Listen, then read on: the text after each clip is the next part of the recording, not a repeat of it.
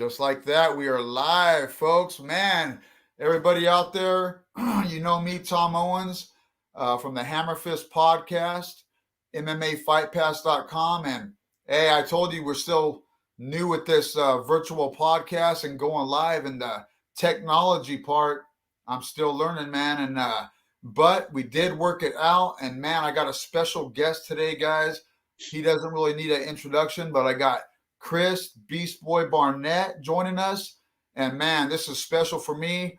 I was watching the UFC 2 UFCs ago. It was a big one, man. It was the one, a pay-per-view everybody had to pay for. And me and my mom were watching the prelims like we always do. And I happened to catch Chris Barnett's fight against Gian Vellante. I probably murdered that guy's name. But man, I love watching heavyweights. And it seems like lately in the UFC, there hasn't been a lot of heavyweight action, but man, Chris, thank you for joining me, man. I really, really appreciate it for taking the time and joining us. How are you, brother? I'm good, man. Can't complain, man. Thanks for having me. Oh, man, thank you for joining us. I know that you've been super busy with interviews and probably podcasts. I'm sure you got a lot of people getting a hold of you after that fight, man. How's life been? It's been a little different. It's been a little different. I'm keeping it the same though, not just being able to talk more, being able to get, spread more of this positivity out there, whatnot. But now, been different as far as interviews and whatnot. But me, I'm staying grounded, keeping it the same. That's awesome, man. So you normally live, are you from Florida, man? Is that your home place or what? No, so it's weird. Not technically, born in Zaragoza, Spain. Moved around a lot.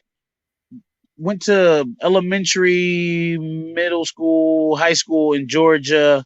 Went to school in Kentucky and Florida.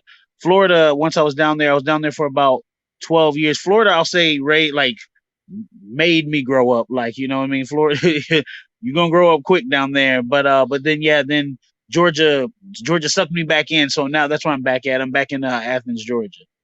Man, Georgia's a beautiful place, man. How's it like living over there in Georgia?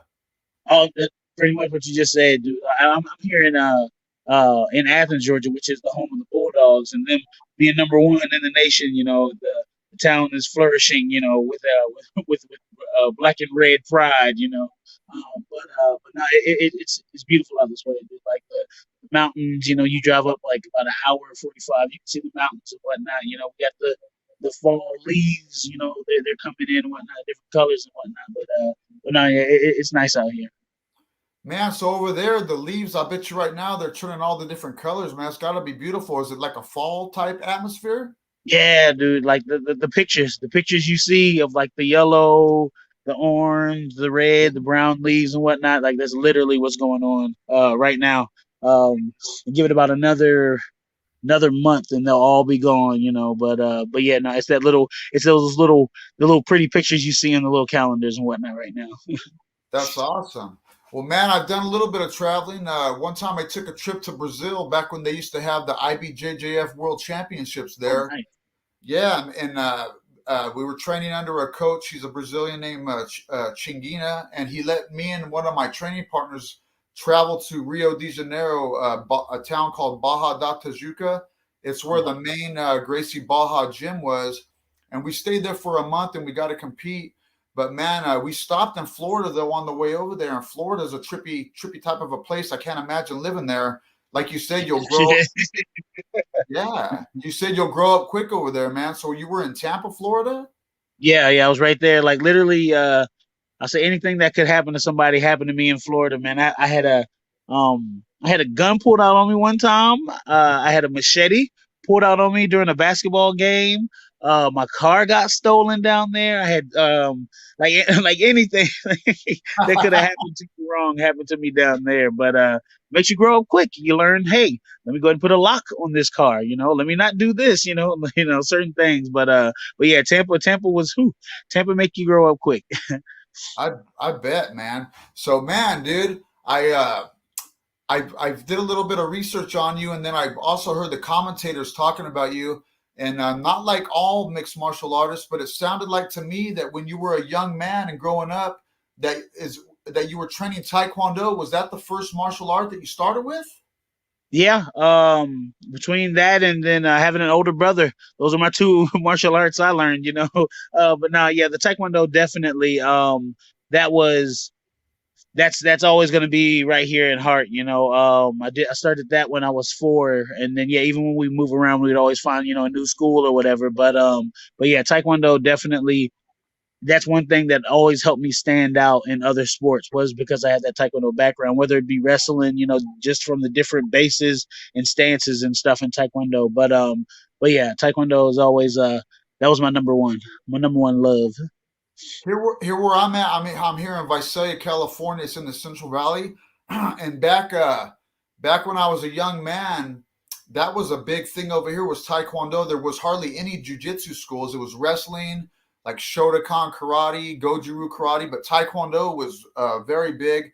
And a lot of people nowadays, they hear the word Taekwondo and they kind of think it's like some rubbish. But I always knew, I'd see a lot of my older friends that Taekwondo, if you're training with the right guy, Taekwondo is no joke. You Yep. learn the balance and you learn correct striking. There was a lot of different forms in Taekwondo that really can, if you mix them in right, they're good for MMA, right? Don't you think so? Yeah, hands down. Like even the point Taekwondo, like because initially if you break down what the fight is, you either get a knockout, a submission, or you win on points. So with that point style Taekwondo, if you can move in and out, like say like a Wonder Boy, like you can easily rack up enough points to where you win a round, frustrate your dude. You can't really fight when you're frustrated like that, type thing. So even all styles of taekwondo and MMA are beneficial in some kind of way. I've gone tit for tat with the Muay Thai guys before. We like with their forward stances. I was like, if I cut an angle, you guys are so straightforward. I'm out of the way. So just little increments of things that I've always taken from taekwondo. I've been able to put them into other martial arts. Now that Taekwondo, there's a lot of competition in that form. When you were, how old were you when you started Taekwondo? And then did you do a lot of those competitions? Yeah, I was 4 when we. I think shoot, I might have started competing like around 6, yeah, 6 years old. I think that's when we started competing. But I was doing more point style when I was younger. But um, but yeah, we would do more of the forms and point style when I was about 6, and then when I was 8, like around 8 to 10, we switched up from I think I don't want to get the styles wrong, but we switched from I don't want to I think it's like ITF to WTF or something like that. And when we switched to that, it was more full contact, more of the Olympic style. At the time, the Olympic style that was going on, and I noticed the drastic difference. Like I like that style because I would get in trouble in point sparring because I was hitting too hard. Right. So yeah, like you can't. I'm 8 years old doing spinning hook kicks and not knocking kids out, but hitting them hard, and they're like, "Oh no, no," you get hit with the X. But as I got older and the WTF style came about, it was perfect for me because one, you could actually score with like the punches. Like in me being the shorter Taekwondo guy, I'd always have to get inside and I'd throw, I swear, 100 punches, and they'd only score about 4 of them. But sometimes those 4 points got me, what I needed. But yeah, like yeah, the WTF style definitely is one that I'm big on. Like I love the the thump that you need. You know what I mean to score that point. Now, it's more of a full contact. You guys are going with power, right? Did you guys have all the gloves and the headgear and all that stuff on in that, or what?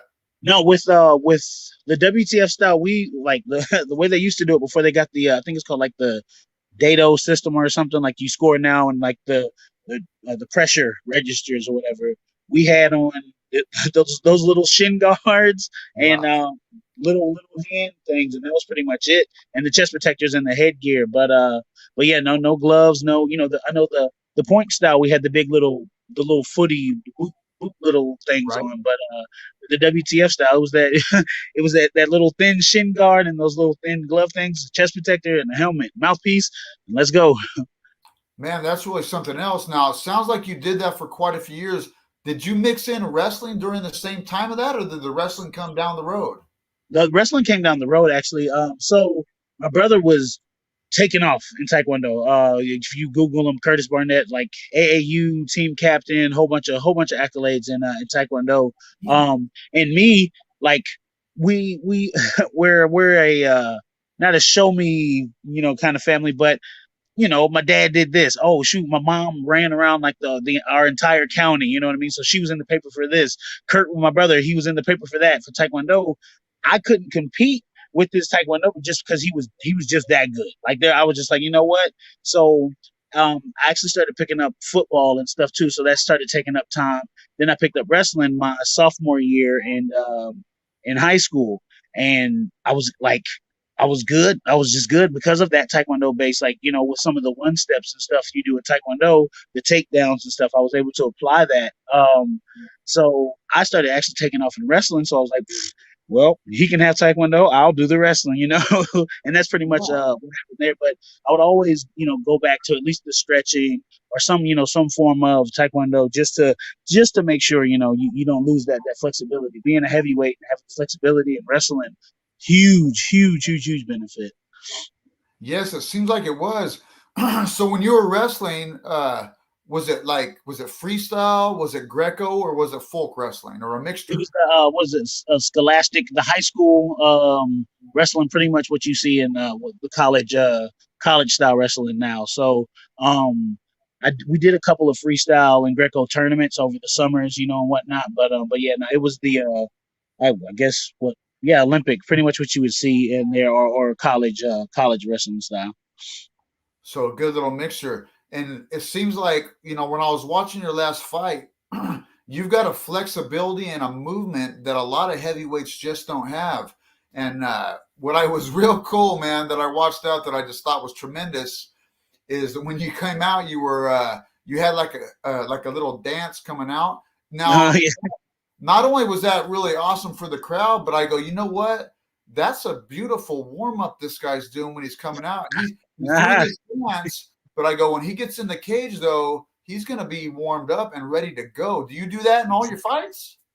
Yeah, I try to, like, I know my you can tell the difference too when I don't dance before I get in there. But I was just talking to somebody about this. Like, that's almost like a cheat code, because you're sitting back there in that back for so long, then they might call you. They'll call you, and next thing you know, hey, you're in the bullpen. You're like, oh man, I thought I was going to fight. No, no, no, you're on deck now. Okay, cool. You're on deck. You're ready. You're ready. Hey, get ready. We're on. We're on. Oh wait, we're gonna do an intermission. You're like, like, you know what I mean? So you're sitting there Ah, trying to get ready, and they keep pausing it, pausing it, pausing it.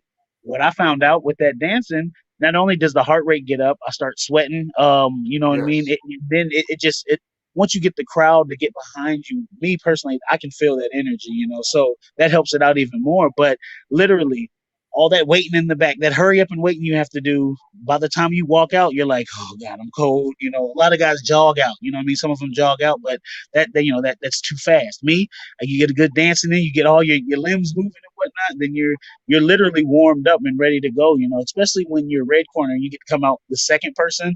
It's 10 times better. But yeah, that's my little cheat code right there. My dancing before I go out. Dude, and the crowd was behind you, man. The crowd, they were getting pumped when you were walking out.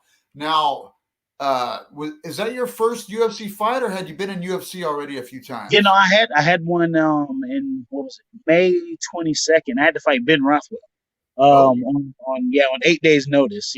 So uh, it was they always sit there. I'm just being honest. If you stay ready, you don't have to get ready. You're never really expecting that call, especially the ups and downs I've been through with this MMA thing. So when they called, I was actually getting somewhat ready for a fight, but I was getting ready the way I always had, like the wrong way. Literally, in my mind, as long as I made weight, I'm ready for the fight. Doing it wrong completely.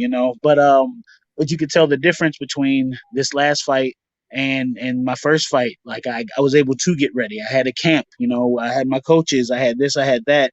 But Yeah, no, this was my second fight, but honestly, it felt like my first fight just because of the reaction and stuff. Like what I wanted to do, I was able to do. You know, the first fight, I was not myself at all. I didn't dance when I walked out. You know, but yeah, this first or this second one definitely felt like my first one.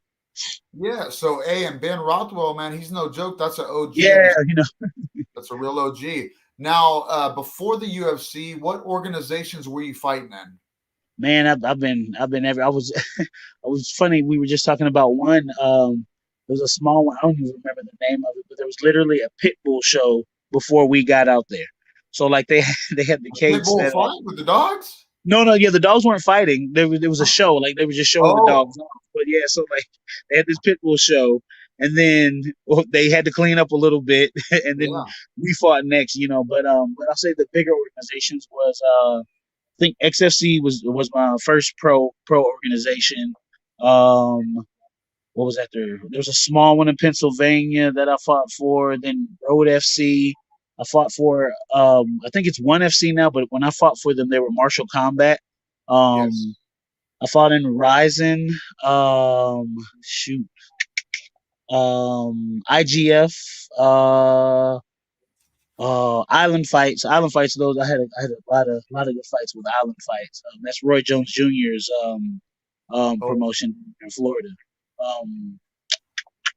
Trying to think, man. I've had so many. I went back and I was looking at my record. And I was like, oh my god, I've had like 30 fights. Uh, uh shoot, yeah, a lot of the experience. NFC Georgia also. But yeah, I've been around. I've been around. I've been here and there with all these fights. Man, yeah, when I look at your record, 22 wins, 17 by TKO, 5 decisions. That's a lot of experience, man. That's really Yeah, cool. So that experience definitely will help you in the next level. What are your yeah. plans? What are your plans in the future, man? What do you got? I know you definitely got something up here planned, and I could see you moving up in that UFC, and they really liked you. And man, the heavyweight division really needed a guy like you with that vibe and that energy, man. What do you got planned up? What's going on next? We're you know we're gonna take the pace whatever the UFC really wants, man, out of me. Like they wanna give me the top fights, then they know what to do. They give me 5 weeks to get ready. I'm there, game ready. You know, the type to fight whoever they need me to. But I'm cool with the slow pace, building me up slowly. You know, what I mean, let me get more of a household name and whatnot. Really, it's more or less up to them. You know, talking to the guys, they explain like they have a huge roster. You know, they got to feed everybody. You know, they don't want to run into the problem of, well, that guy's getting more than this and this. Well, if they offer you a fight and you don't take it, then that's when you're going to kind of get bumped. I'm in the line like this. Hey, me, please pick me, pick me, pick me. You know, so and they notice stuff like that. You know, they noticed Yes. me saying after my last fight, hey, if y'all needed me next week, sign me up, you know, type thing. So we're gonna take it, you know, fight by fight with them. If they, you know, they want to shoot me up, we're not gonna turn anything down. I'll say that much. That's cool, man. And it seems like to me, as we've been talking, you're not the kind of guy that when you get rid of that fight, you go and rest for a couple of weeks. It seemed like to me that you got through that fight and you got right back into training. Yeah, like we're back at it already. You know, I'm at my best when I'm busy. Like if you look at my fighting career, like I was on a nasty little skid. I think I was like on 13-1 at one point, and then it all slowed down, and then I literally lost three. You know what I mean? I lost three in a row because I wasn't doing it right. It was 6 months after a fight, 11 months after a fight, you know. And then when I got back on my 3 months, 2 months, 3 months, 4 months, you know what I mean? Everything started going back, you know, better again. I think I'm technically 7-1 in my last eight, you know, and that was because I've been able to stay busy, consistent, or either go into other camps, you know, and help the Stipe's, you know, help the Joneses and stuff, you know what I mean, get ready, you know. But yeah, like when I'm busy, I'm I know what I'm capable of, you know, and I love staying busy. So, you know, UFC, boom, you know, keep me busy, baby. Oh, they are going to, man. And so your mindset too. I bet when you stay busy like that, your mindset, you're ready to go. What Yeah. I know you've trained with a lot of different people, but over there in Georgia, who are the coaches? What camp do you train at? Oh, right now it's crazy because there's a lot of gyms in Atlanta, MMA wise, and we've got our home gym here, the Barnett Taekwondo Academy, and you just don't get guys coming into Athens, you know what I mean, to train like the heavyweights and stuff that you need. I was able to link up with one of my good friends, Scott Barrett. We all trained at I think it was Hardcore Gym, where Forrest Griffin, Brian Bowles, and Roy Singer, all those guys had trained at. So we had a nice little tight knit family there, and then just everybody grew up and went their own little ways. But I was able to link back up with Scott, and he's got some things cooking up in Cleveland, Georgia, actually. So a lot of my training was done up in the mountain area, getting that elevation also.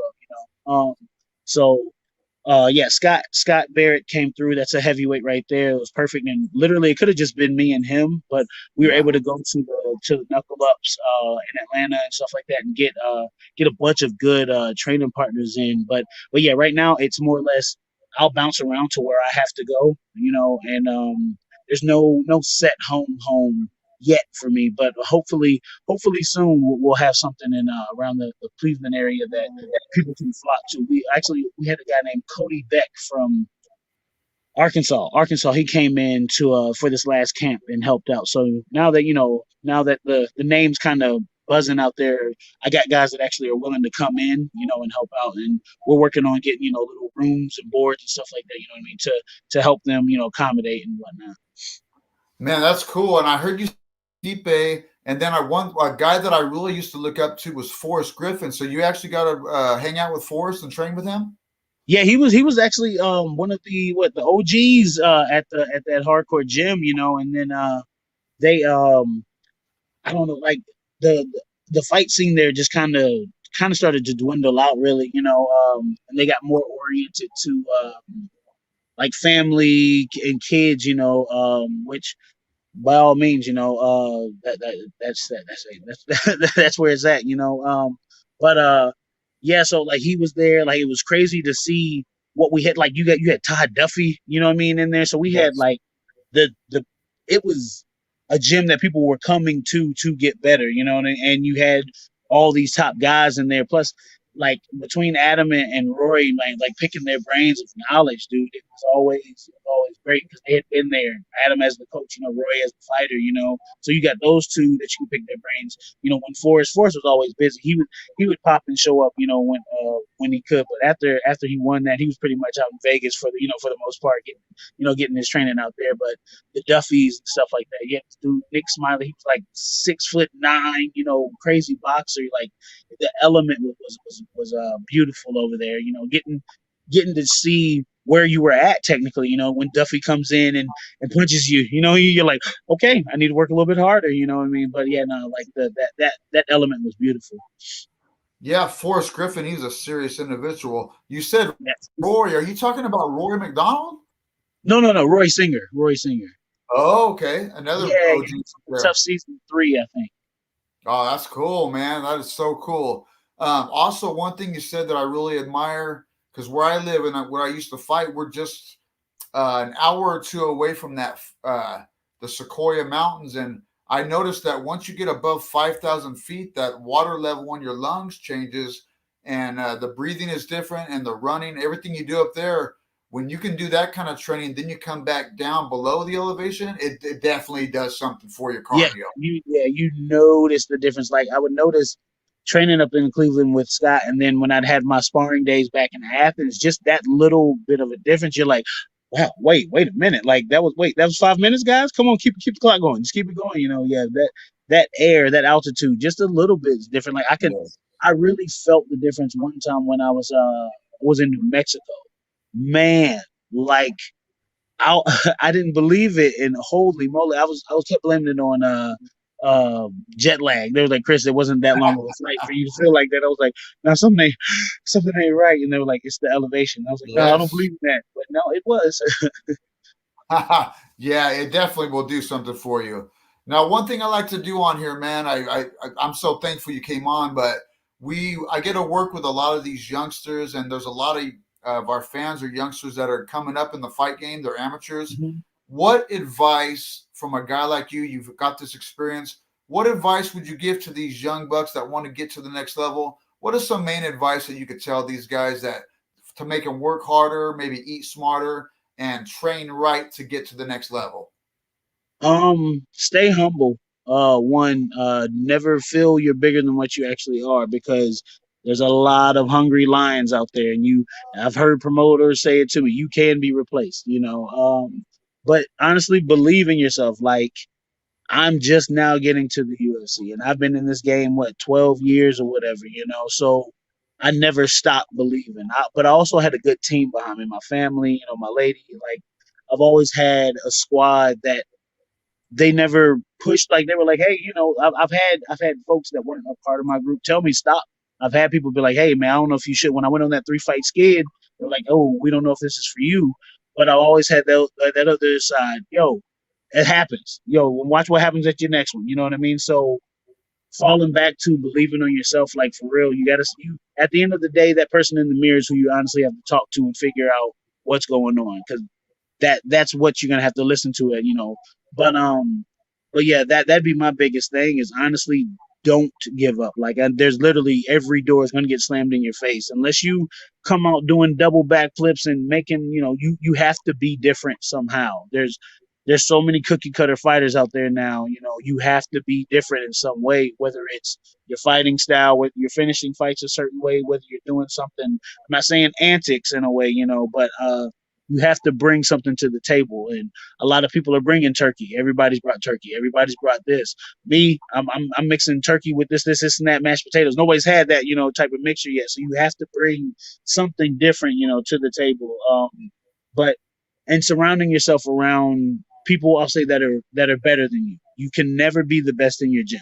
I don't care. Like, if you put yourself in a situation to where you are like, it's inevitable. Like with me, for instance, like some of the guys here, they're not at my level, but we would do drills to where I'd make them fight me at the same time. It's like, you know what I mean, just to get some type of disadvantage. Like, if you put yourself, I think it was like Will Smith quoted, you never want to be the smartest person in the room, you know, because you're never going to learn anything, you know. So I like going to other gyms and getting beat up, like, because that's going to make me better. I guess I got a saying mindset of of like, if the more I get defeated, the better I'm going to get, you know. So that's really the other thing. Surround yourself around people that are great, that are greater or better, or not even that, but have either the same mindset or same type goals. So you never really get depleted. Like, he can always pick you up if, you know, if you ever feel like you're defeated, and then just not giving up for real. I know it sounds cliche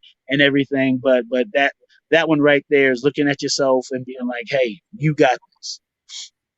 Yeah, you know what? It doesn't sound cliche to me. I noticed just even in jujitsu tournaments, and I like to compete in jujitsu, but sometimes after you go through a streak of losing, a lot of guys, they'll question themselves and they will quit. But what I've noticed though is the guys that don't give up and they go back in the gym, or they go to another gym, hey, and they put themselves back in it. A lot of times that's when you could turn things around and really get to the next level. Yeah. Now, being humble, man, and that ego, guys, is very, very important. And when you're able to go, even if you're at the top level of what you're doing, you know, you're at the top of the road, being able to help others, man, to help one another is a super important part of Mm-hmm. martial arts. Would you agree with that? Yes, most definitely. Like, I figure any place I walk in, I know I can learn just as much from a white belt that I can from the black belt. You know, like, Yes. white belt might step a different angle that I can learn from. You know what I mean? You know, so I've always never, oh, he's a white belt. Let me, you know, I can't, come here real quick. Hey, let's try this. Oh, wow, you stepped this way. Why'd you do that? Natural instinct. Well, you actually did it, you know, the way you're supposed to. That's crazy, you know. But yeah, no, I've never. I'm that dude. Like, I walk into a place, like at MSG this last weekend. I thanked all the janitors. I thanked everybody. You know what I mean? Nobody gets discredited with me, man. That's so cool. Hey, man, one thing I got to ask you too, because a lot of people, you know, the technique you pulled off, that spinning kick. Now, my buddy of mine was saying, yeah, you know what? A lot of people were calling it wrong, and Chris's mom got involved and said, you know what? They're calling that kick the wrong thing, brother. That kick, man. Me and my mom came up with watching me fight and stuff, so she's seen a lot. She's always watching the fights with me.